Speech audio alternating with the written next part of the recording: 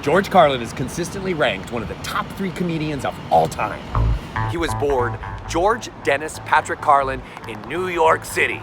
And he grew up in the Morningside Heights area, but they called it White Harlem because it sounded more dangerous. In Texas, he teamed up with fellow disc jockey Jack Burns, and they formed the comedy duo Burns and Carlin. Burns and Carlin came out to Hollywood, sent an audition tape to the radio station KDAY here in Hollywood. That is why George Carlin insisted his star be on Vine Street on the same block where that radio station once stood. Burns and Carlin recorded their first and only album right here in Hollywood in Cosmo Alley somewhere.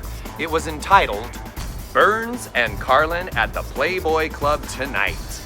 Although this comedy duo parted ways shortly thereafter, they remained friends their entire life. How cool is that? One of George Carlin's early characters was Al Sleet, the hippy-dippy weatherman.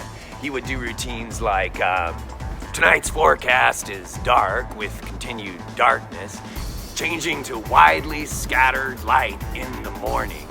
This was on his 1967 debut album entitled Takeoffs and Put-Ons. Throughout the 1960s, George Carlin was making $250,000 a year. That's a lot back in the 60s. Now in the 70s, he changed his look. He was no longer clean cut. He wore t-shirts and jeans, grew his hair long, had a beard. In 1972, George Carlin attended the Milwaukee Summerfest. And that is where he said those 7 words that you can't say on television, you know. Oh, can you say those words on YouTube? Can you say you can say tits, surely, right? Tits? It doesn't matter. George Carlin said them, he got arrested, and that launched him into comedy superstardom.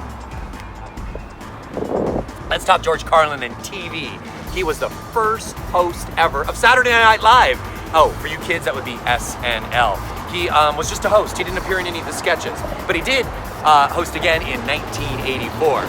He was on tons of chat shows, most notably The Tonight Show, originally with Jack Paar, and then with Johnny Carson, whom he was a very frequent guest host.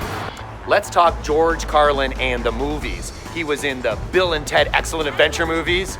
Most excellent. He was in Kevin Smith's Dogma, thumbs up for Jesus, and he voiced Fillmore, the VW van in the Pixar movie Cars. Organic fuel, man. But George Carlin, first and foremost, was a comedian. In fact, his star bears the emblem of live performance. Now, I've said this once, I'll say it again. Only 2% of the stars on the Walk of Fame have this emblem. He was always creating new routines, and he was instrumental in the HBO comedy special. I mean, he did 14 of those in his entire career. I mean, he made it a thing, man! This is Todd Pickering for Walk of Fame Wednesdays. I will see you soon in Hollywood.